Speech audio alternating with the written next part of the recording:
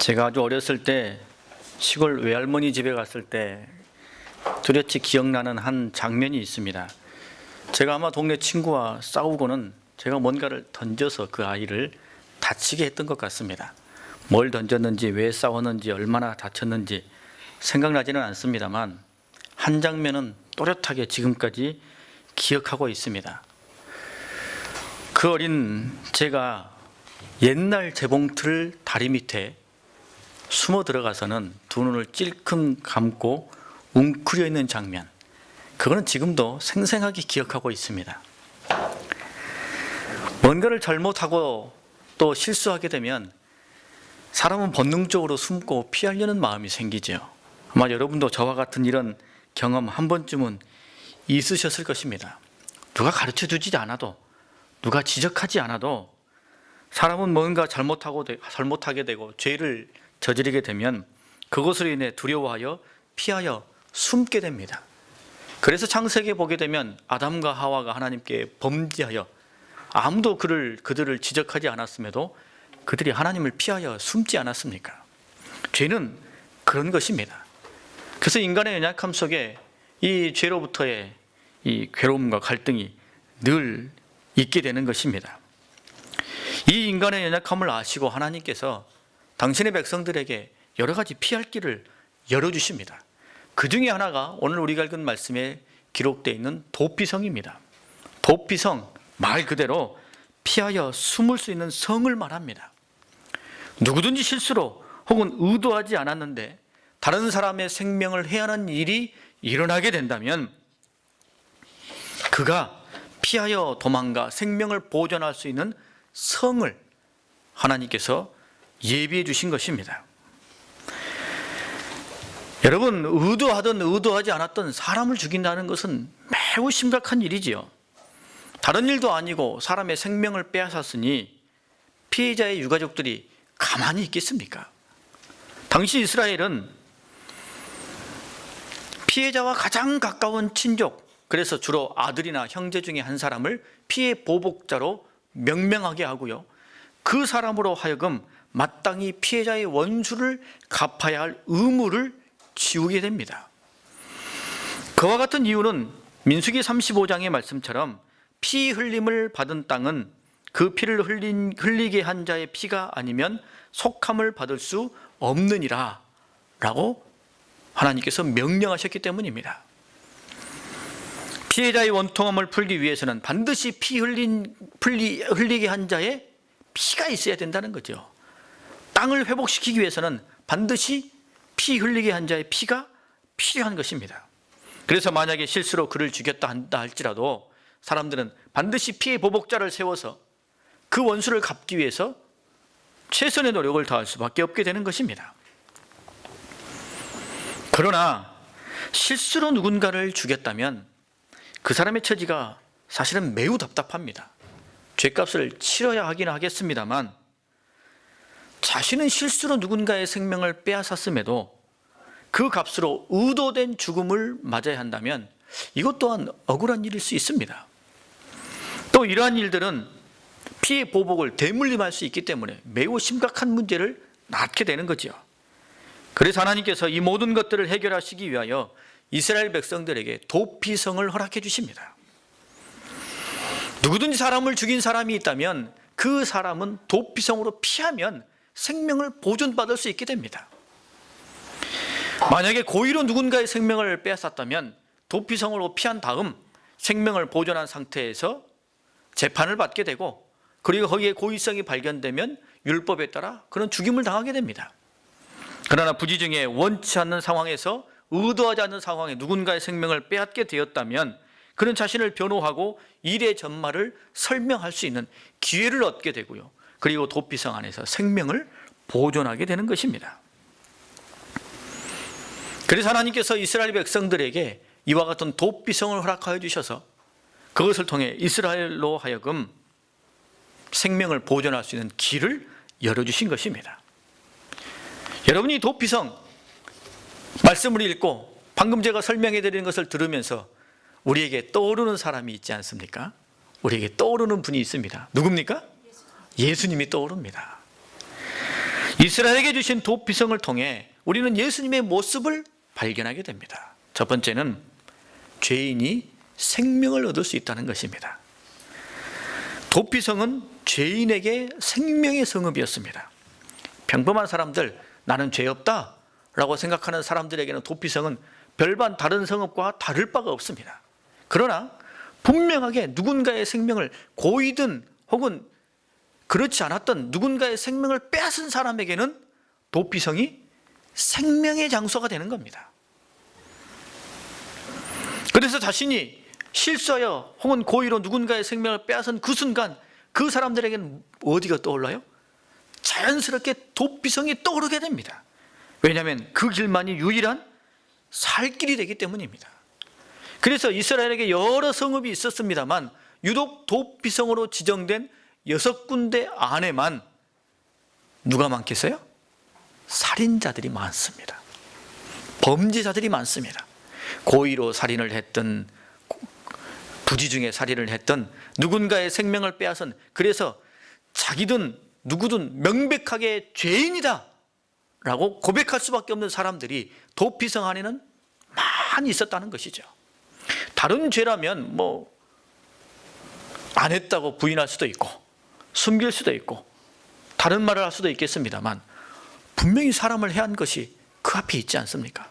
그래서 이 죄만큼은 누구도 부정할 수가 없습니다. 자기 자신도 아는 것이요 다른 사람도 알게 됩니다. 그래서 도피성 안에는 죄인, 진짜 죄인이라고 말하는 사람들로 도피성 안에는 많이 있게 되는 것이죠. 거기가 살 길이기 때문입니다. 이 도피성의 혜택자는 이스라엘 백성들만 해당되지는 않았습니다. 지나가는 나그네가 혹시 실수하여 누군가를 해하는 일이 있으면 도피성으로 피하면 되었습니다. 이스라엘과 함께 거하여 살아가던 이방 사람들 중에 혹시 그런 잘못을 저지른 사람이 있다면 그도 도피성으로 피하면 생명을 보존할 수 있었습니다. 누구라도 죄인이라고 생각되어지면 도피성으로 도망가 거기에서 생명을 얻을 수 있었던 것입니다. 여러분, 이처럼 이스라엘 백성들의 죄인에게 도피성이 생명의 성읍이었던 것처럼 예수님도 죄인에게 생명이 되어주십니다. 마태복음 9장에 보면 건강한 자에게는 의사가 쓸데없고 병든 자에게라야 쓸데있느니라. 나는 의인을 부르러 온 것이 아니요 죄인을 부르러 왔노라 라고 말씀하시지 않습니까? 예수님은 죄인을 구원하기 위하여 이 땅에 오셨습니다. 이 땅에 있는 모든 사람들은 다 죄인이죠. 예수님께서 온 인류를 구원하기 위하여 이 땅에 오셨습니다. 죄인들에게 살 길을 열어주시고 영원한 생명의 길로 들어갈 수 있는 문이 되어주셨습니다. 새로운 약속의 땅인 천국을 주시기 위하여 오셨습니다. 그렇기 때문에 주님 안에서 내가 죄인이다 라는 것을 분명하게 인정하고 머리를 숙이는 사람에게는 예수님이 생명이 되는 것입니다. 인간들에게 주시는 기쁨의 소식, 주님께서 주시는 그 기쁨의 소식을 복음이라고 말하지 않습니까?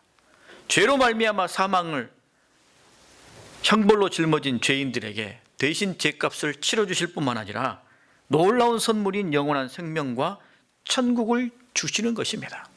그래서 예수님 안에서 나는 죄인이다 라는 것을 겸손하게 깨닫고 인정하는 사람에게는 예수님이 진짜 복음이 되는 것이요 생명이 되는 것입니다. 여러분, 우리가 아무리 이 세상에서 깨끗하다 한다 할지라도 하나님 앞에서는 불의한 존재 아닙니까? 세상에서 법 없이 살 수 있는 사람이라 할지라도 하나님 앞에서는 다 죄인입니다. 여러분, 우리를 낳으시고 키우신 부모님들, 자식들의 목소리만 들어도 낯빛만 봐도 얘가 무슨 일이 있네, 뭐 잘못했네, 뭐 이런 걸 금방 알아채지 않습니까? 부모님도 그런데 하물며 우리의 모든 것을 보고 계시는 하나님, 그 하나님이 모르는 것이 뭐가 있을 수 있겠습니까? 내가 알고 있는 나 자신의 죄만 해도 엄청난데 내가 알지 못하는 죄, 내가 잊어버린 죄까지 생각한다면 헤아릴 수 없을 정도로 많지요. 그 주님 앞에서, 그 모든 것을 아시는 주님 앞에서 나 자신이 죄인임을 인정하고 주님을 바라보는 그 사람에게는 생명을 얻게 된다는 것입니다. 여러분, 우리는 예수님 앞에서 죄인입니다. 이것을 기억하십시오. 그리고 인정하십시오. 그리고 우리는 예수님 안에서 세상을 향하여 죄에 속함을 받은 의인이라고 선포할 수 있습니다. 이것을 기억하십시오. 믿음의 수많은 선각자들을 보면 그가 처음 예수를 믿었을 때와 마지막에 생명을 마치는 그 순간에도 한결같이 늘 주님 앞에 나는 죄인입니다 라고 고백하는 것을 보게 됩니다. 사도 바울도, 그 위대한 사도 바울도 나는 죄인 중에 괴수다 라고 그가 고백하지 않았습니까? 나는 연약한 존재라고 고백하지 않았습니까? 우리 믿음의 주변에 있는 수많은 위대한 믿음의 사람들을 보아도 위대한 믿음의 사람들은 한결같이 늘 주님 앞에서 자신의 연약함과 불의함을 겸손히 인정하며 하나님의 위대한 사랑 앞에 겸손히 머리를 숙이는 것을 우리가 보게 되는 것입니다. 우리는 주님 앞에서는 죄인입니다. 이것을 인정하십시오. 그럴 때 우리에게 주님이 주시는 생명이 있게 되고요, 이 세상에서 이제는 다른 존재로 천국의 시민권자로 힘있고 당당하게 살아갈 수 있게 되는 것입니다. 오늘 우리가 살아가는 시대에 성도, 또 성도의 가정, 교회에 가만히 들어오는 죄가 있습니다.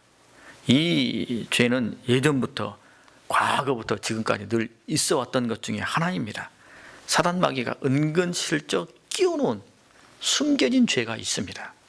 혹 나에게, 우리 가정에 이런 것들이 있지 않는지 돌이켜 생각해 보시기 바랍니다. 첫 번째는 사람 중심의 인본주의입니다. 성도인 우리 마음속에 혹은 신앙 공동체인 교회와 가정 안에 사랑과 배려라는 이름으로 사람을 위하고 사람을 중시하는 윤리적인 가치가 있습니다. 매우 아름다운 일이죠. 그러나 여러분, 성도의 삶은, 하나님의 교회는 사람만을 위하는 것이 아닙니다. 사람만을 배려하는 것이 목표가 아니죠. 사랑하되 하나님 안에서, 배려하되 하나님의 사랑과 가치 안에서 품는 것입니다. 이것을 놓치고 사람만 존중하고 중시하며 모든 것을 다한 것 같은 착각에 빠지면 더 중요한 하나님을 놓쳐버리게 되는 것입니다. 입으로는 아니라고 말합니다만 실상 사람 중심의 삶을 살고 있는 것이죠. 이게 은근히 숨겨진 인본주의입니다. 내 삶에, 우리 가정에, 우리 교회에 크고 작은 일을 결정할 때 사람 눈치 보며 사람의 마음을 따라 결정하고 하나님은 염두에 두지 않는다면, 마치 하나님이 계시지 않은 것처럼 그것들을 결정하고 행동을 취한다면 여러분, 그것은 인본주의에 붙들려 있는 것입니다. 하나님의 교회가 아니라 사람의 교회가 되는 것이죠. 더 무서운 것은 실제 그렇게 하고 있으면서도 정작 나는 그런 사람이 아니라고, 우리 가정은 그렇지 않다고, 우리 교회는 그런 교회가 아니라고 생각하기 때문에 매우 심각한 일입니다. 어떤 일이든 마지막의 순간에는 누구의 뜻을 물어야 됩니까? 하나님의 뜻을 반드시 물어야 됩니다. 크고 작은 대소사의 일을 결정할 때도, 나의 길을 걸어감에 있어서도 늘 우리는 하나님의 뜻을 물어야 됩니다.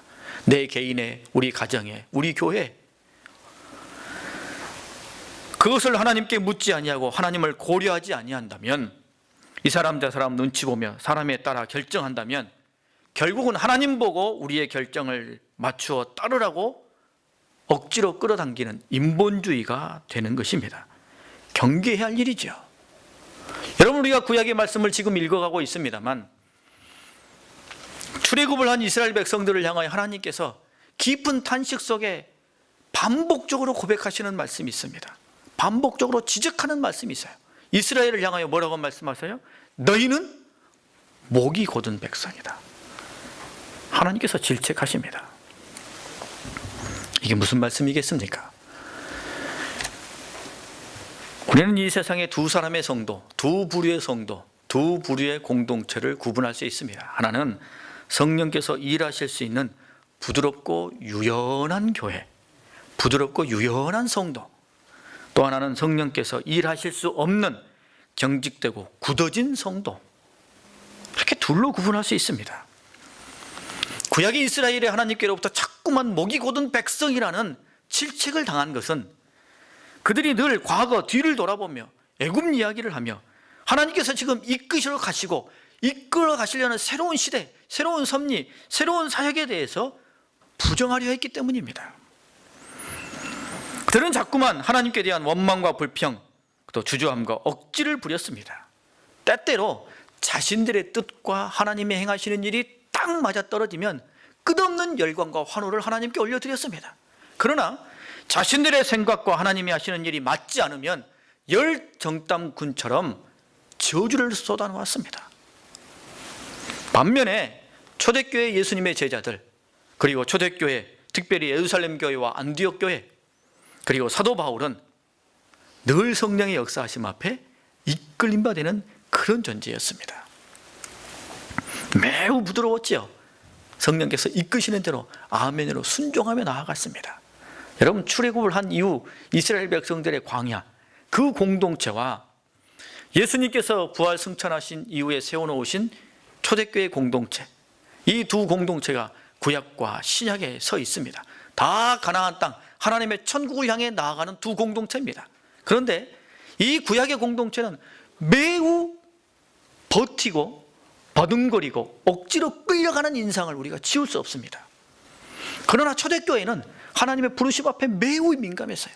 본인들이 가진 생각과 뜻이 있다 할지라도 성령께서 이 길로 가라 하면 아멘 하고 그 길로 걸어가는 유연한 믿음의 공동체였습니다. 여기에 엄청난 차이가 있는 것이죠. 여러분, 아직 구약의 이스라엘 백성들은 사람 중심, 자기 중심의 생활을 다 벗어버리지 못한 겁니다. 그러나 신약의 주의 제자들과 초대교회는 자기 중심이 아니라 하나님 중심의 공동체, 그런 성도의 길을 걸어갔건 그런 연유 때문이죠. 두 번째는 중독된 배금주의입니다. 여러분, 물질은 매우 중요한 겁니다. 하나님이 우리에게 선물로 주신 거죠. 매우 가치 있고 유용한 것이요, 매우 존귀한 것이요, 고귀한 것들입니다. 우리가 잘 사용해야 되죠. 그런데 이게 잘못되어지면 이것을 숭배하는 자리, 이게 중독의 자리까지 나가게 됩니다. 그래서 하나님의 일을 함에 있어서도 투자 대비 효과를 따져보려고 합니다. 하나님의 일을 생각함에 있어서 제일 먼저 떠오르는 것이 돈, 물질이 턱하니 떠오릅니다. 그러면 이거 한번 자기 자신을 생각해 봐야 됩니다. 하나님께서 말씀하시는 것, 하나님의 어떤 사역, 그것을 처음 내 마음속에 하나님께서 딱 담게 했을 때 돈이 먼저 떠오르면 좀 생각해 보셔야 돼요. 그 하나님의 사역이 얼마나 가치 있고 또 위대한 일인지, 그 사역 자체에 대해서 먼저 생각해 보고 거기에 담겨져 있는 하나님의 뜻을 살펴볼 수 있는 그런 마음이 있어야 되는 거죠. 세 번째는 편만한 게으름과 편리주의입니다. 신앙생활 자기 편한 대로 하려는 거죠. 자기 입맛대로 하려고 합니다. 자기 위주로 하려고 하는 거죠. 게으름입니다.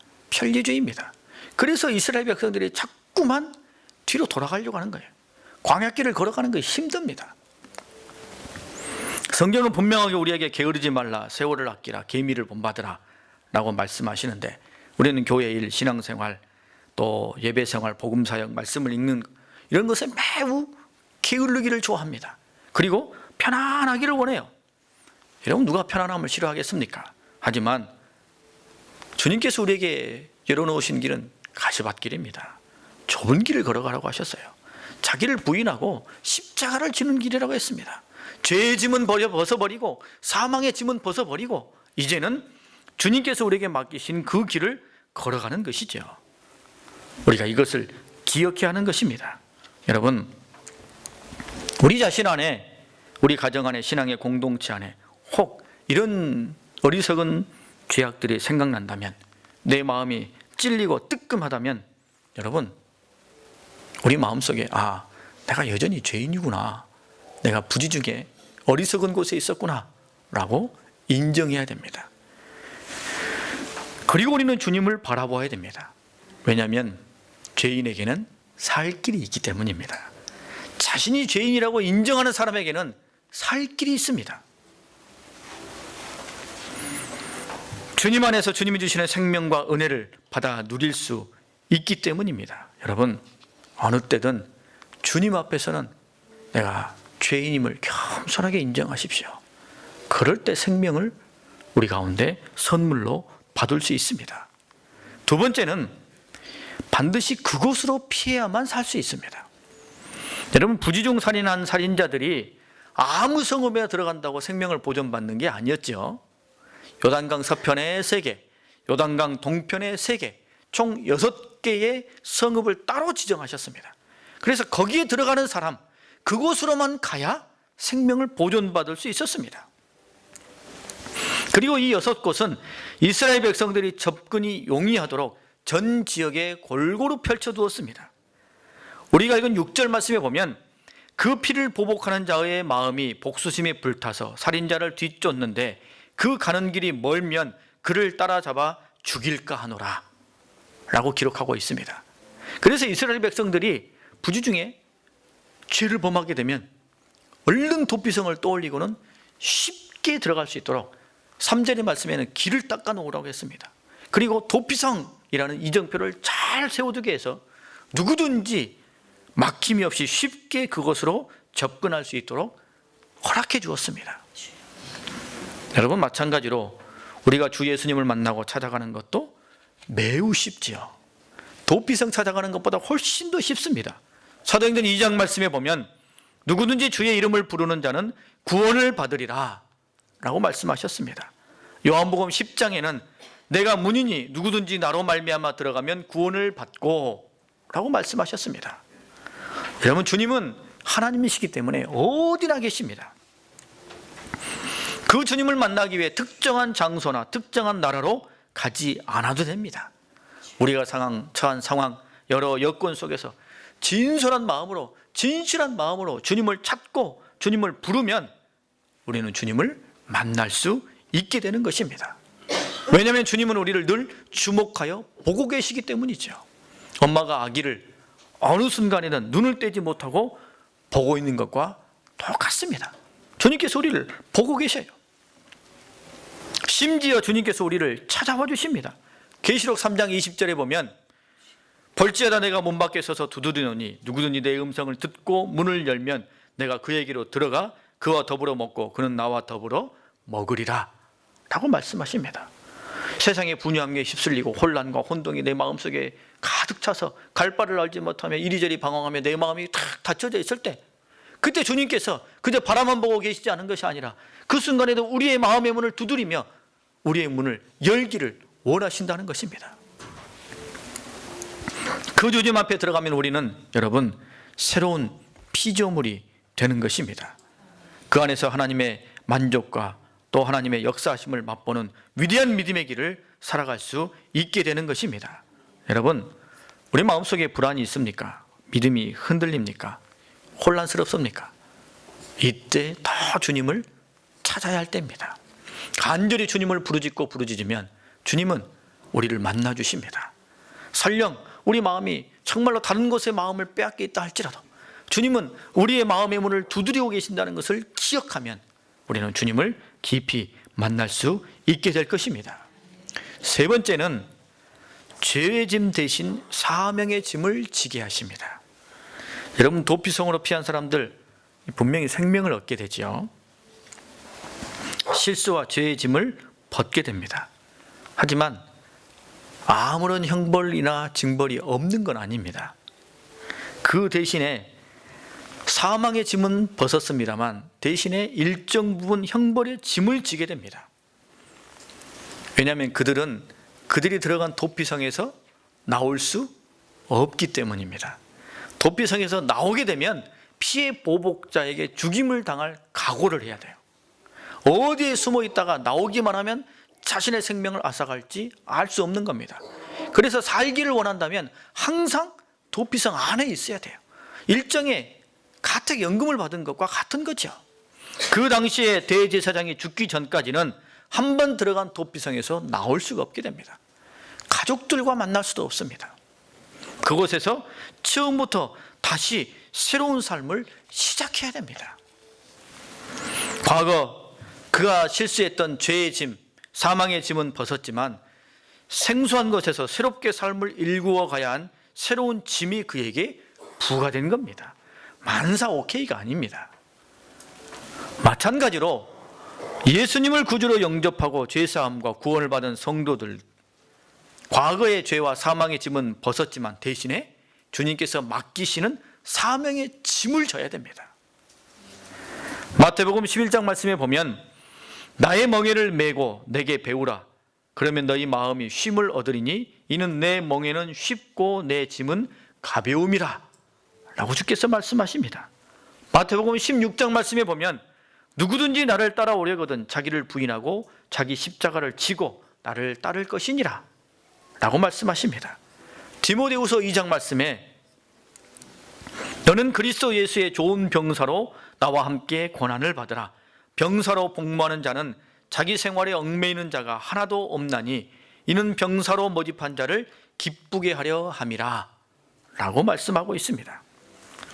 여러분, 성도는 예수님 안에서 무의도식하는 것이 아닙니다. 주는 은혜나 받고 호의호식하며 세월과 정열을 낭비하며 그냥 살아가는 존재가 아닙니다. 주님 안에서 새로운 피조물이 되었기 때문에 새로운 존재로 새로운 역할과 사명을 감당하며 이 세상에서 살아가는 것이죠. 물론 과거의 생활 모습과 그렇게 달라지는 것은 없습니다. 하지만 가치와 목표는 달라지게 돼요. 전에는 다 나를 위해서 살았습니다만 이제는 주님과 주님의 나라를 위해서 살아가게 됩니다. 그러면서도 우리 마음속에 행복과 기쁨이 있어요. 내 중심으로 살아가며 내가 모든 것을 나를 위해서만 얻으려고 할 때는 원망과 불평과 불만족이 매우 컸습니다. 그러나 주님의 나라를 위해서, 주님을 위해서 마치 군사와 같은 충성심으로 주님의 뜻을 이루기 위하여 사명의 십자가를 지고 걸어가는 삶에는 내어놓는 것도 많고 손해보는 것도 많고 고달프고 힘든 일도 많습니다만 하나님이 주시는 만족과 행복과 즐거움이 있습니다. 여자 청년들이 결혼을 하고 나면 많은 것들이 달라지지요. 특히나 임신을 하고 아이를 낳게 되면 자기 자신에게 깜짝 놀라게 됩니다. 결혼하기 전에는 다 자기 중심으로 살았습니다. 그랬죠. 밥도 엄마가 다 해주고 자기는 그저 투정부리며 그렇게 살아가기만 하면 됩니다. 모든 게 다 자기 중심으로 살았습니다. 그런데 아이가 생기게 되면 모든 것이 누구 중심으로 바뀝니까? 아이 중심으로 바뀌게 됩니다. 놀랍고 새로운 경험이죠. 그럼에도 불구하고 예전과 같은 원망과 불평은 없습니다.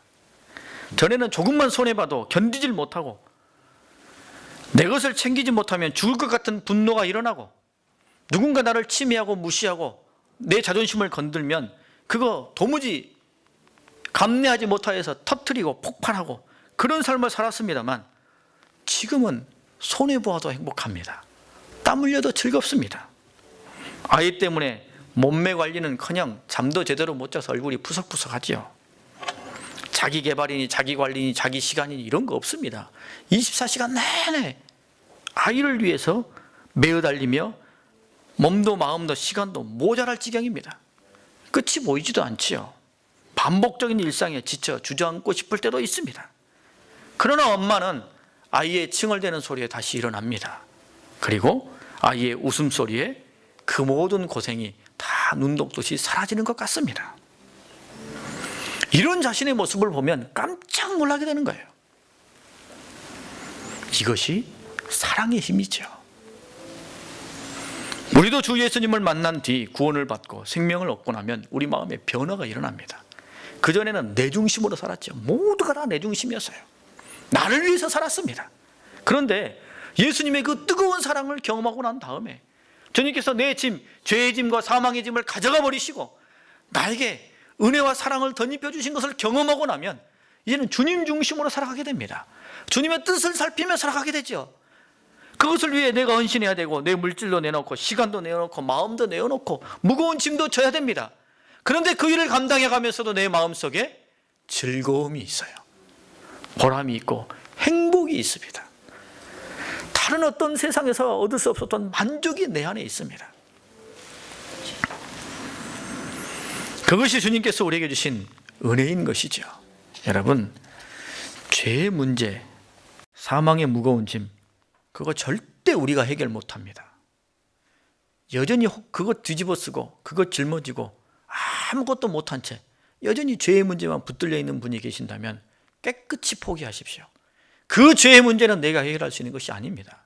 주님의 십자가 앞에 내어놓으십시오. 주님께 내어 맡기십시오.